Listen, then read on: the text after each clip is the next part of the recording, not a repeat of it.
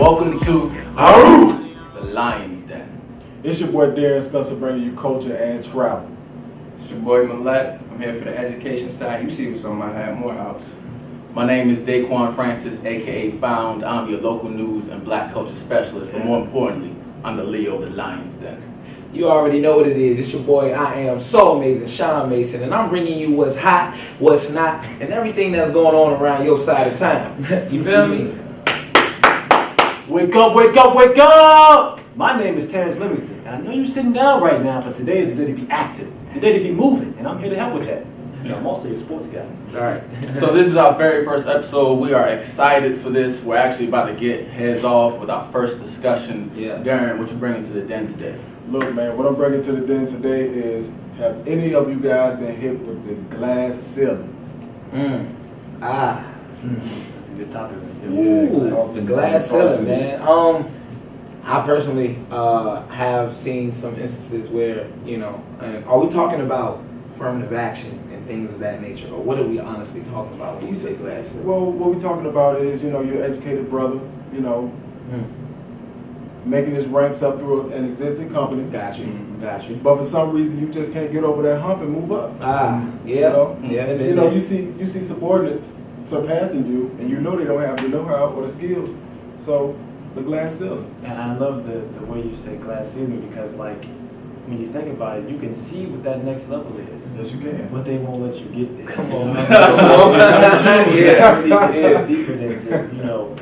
Man, I've been faced with it, man. I'm not gonna say what retail store I worked at, but you know, I won Employee of the Month. You know, my first month on the job. You know, and I was seeing other people, you know, pass where I was at, and I'm saying, well, I worked hard and I won Employee of the Month the first time here. So why am I not passing? But you know, sometimes you look at the situation and you be like, God, I got something else in store. You feel me? That makes sense. Exactly, all the time. Already. All the time. Even when I was, I served in the military and I seen it there, to be honest. And it's like, regardless of how well you do, it's always racial no matter where you are. Yeah. Military, civilian, regardless of what you do, it's some racial ceiling. Again, that glass ceiling that just keeps us at a different standard. We have to work at higher standard than the racial counterparts. Yeah.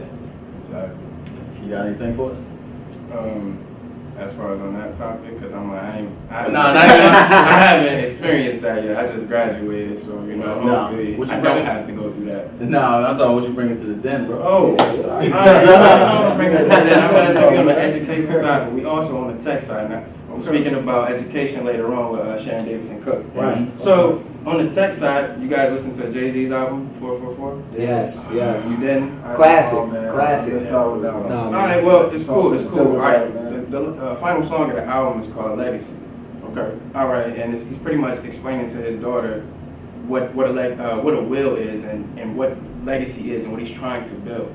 And in the first verse, he brings up Afro tech, which is black people in the tech space. And of course, we're always gonna have to fight harder just to get into these next levels. Right. But what do you guys think we can do as a community, as a black community, to help put our innovators back on the front? Because we know these names like Steve Jobs, your Mark Zuckerberg, but your normal person, your normal innovator isn't up there with them. Like Right. your innovative, you got barber innovators, you got people like Tristan Walker who's done Bevel.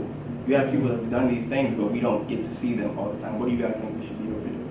Oh, first off, I think we should get rid of always going with the norm, you know, because I feel like a lot of times you go with you know what is consistent for you, but sometimes you know there are other things out there like different artists or different people with different types of technical skills and stuff like that that bring you know very good things to the table. So I think just getting out of the norm and trying something different would definitely help. Man, I honestly think that what we really should do is get behind these people who are becoming these innovators. Yeah. You know, get behind them. Sometimes as black people, because we are so superior in what we do, we are so talented, we are so gifted. Sometimes what we do is we feel like, oh, he's doing it, I can do it too. Yeah. Instead of realizing, hey, he's dope at what he's doing, I'm alright. So let me get behind him and help push him. Right. And anything that I'm dope at, I can get them to get behind me, you know. That's And I think that's what will really build us as a community and bring that Black Wall Street back.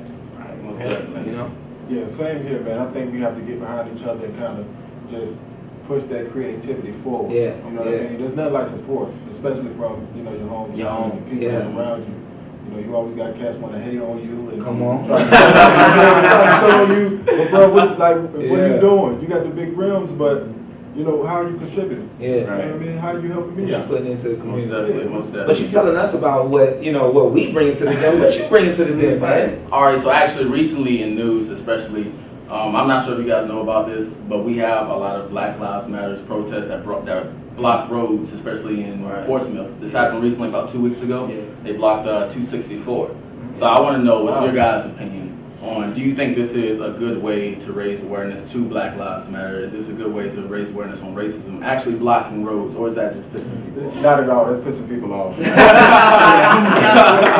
Right, right. I mean, this is one thing that irks my nerves, man. We have to get out of that notion that marching or, you know, stopping freeways or people from getting from point A to point B is going to stop something. Yeah. It has never done anything in the past. You know what I mean? But getting great leaders killed. Right, Or right. assassinated sooner or later. So Yeah. I think we need to stop that Yeah. and take a different approach. And not even just that. Yeah. Along with taking that different approach, really strategically planning. Martin Luther King, Malcolm X, a lot of those guys didn't just come together and just say, oh yeah, this is what we're gonna do, or saw somebody else doing something down, you know, like strategically plan. They had meetings at churches, they had meetings at local boys and girls clubs, and really said, okay, this is what we're gonna do. These are the causes and effects of what we're going to do. If this fails, what is our next step of action? Sometimes we get so caught up in the moment that we forget about the actual cause, and we lose a lot, you know, with that. Yeah, I was So, going to say not necessarily, because I mean, Dr. King did all those, you know, magnificent things through Right. marches and through protesting. So you Right. can't ever, you know, say that it hasn't done anything good. And yes, he lost his life for it, but I think the boycott side took that over. You know what I mean? Yeah, and I'm You know, over the boycott. Yeah, the boycott side Same, really, same. it really caused people to well, move. we can't be to burning down action. our own businesses either. Like, No, you that's know. and that's what I'm Right, getting at. that's- With the that's boycott, what we I'm gotta saying, too. eliminate So pockets. my thing with the roadblocks is I see their point with it, because what they're trying to do is say, hey, if you're bothered by this, if you're bothered by us seeing us block your roads, we're in your way. This is how we feel every single day as Black people. And that's the point they're trying to make. And honestly, I think it is beneficial because we're getting in their way. It's causing them to look at us. It's causing them to see the issue, and that's bothering them. So they have to do something to fix it at some I point. feel you on that. But enough of that. A little bit more entertainment. That's a little bit more serious. Right, right. Well, no, there was a recent study that stated that hip hop and R&B is now the top genre of music in the world today. There we go. Now, along with I like that, that. and along with the emergence of Power and Insecure and Empire, these Black television shows, what do you think that states for Black America and the momentum that is gaining right now? Well, how can we use that? Ooh, that's a So, I'm gonna take that first, man. I mean, so you want to know how we can use things like Empire, things like How can we use the momentum that we have? You got to understand, Right. hip hop and R&B is one of the top Black. That is a Black dominated genre of music. You have entertainment, television, which is the acting in the music world. We're at the forefront of that right now. How can we continue to use that now to talk about those Black Lives Matter issues and things of that nature? So you mentioned Power and you mentioned Empire. One thing, I haven't seen Power, I haven't watched Empire. I know people can get on me about that. So with Empire, at least I don't see much racial tension being discussed in Empire. That bothers me. Right.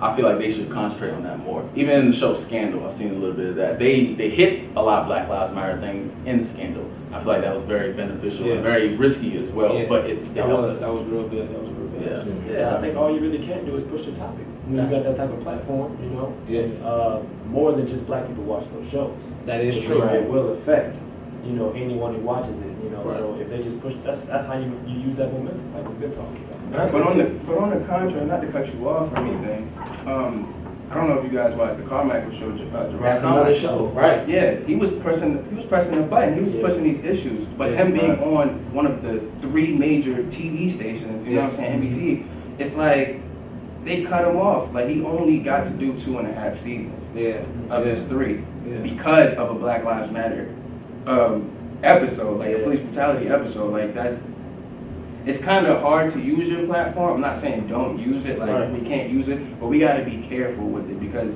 we don't want these great shows to get snatched off the air just because the higher ups, the Yeah. others, you know what I'm saying? They're not feeling what we talking about. That's peace. That's peace. All right, What so you got, Mr. Sports Guy? We all know about the super fight coming up exactly 1 month from today. Oh man. Conor McGregor, Floyd Mayweather. My question is, how do you think Conor McGregor being a champion mixed martial artist, how do you think he's going to face up against a champion boxer in the ring? Because when you're in the ring, there's no elbows, there's no knees. What do you think he needs to do to ensure his victory if you do think he's even going to win? Let's say this.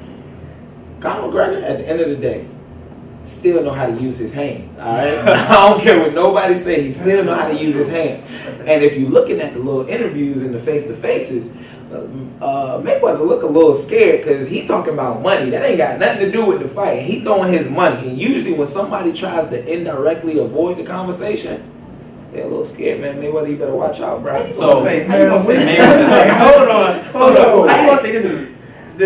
Of course, it's more about the money. Like before, he was like before it was a money team. He was Pretty Boy Floyd, and then he became Money Mayweather, bro. He's the highest Always paid. about the But the money. biggest thing is that this is Floyd's last fight. Oh. He's about to be 50-0 if he wins this. Regardless of what happens, this is all.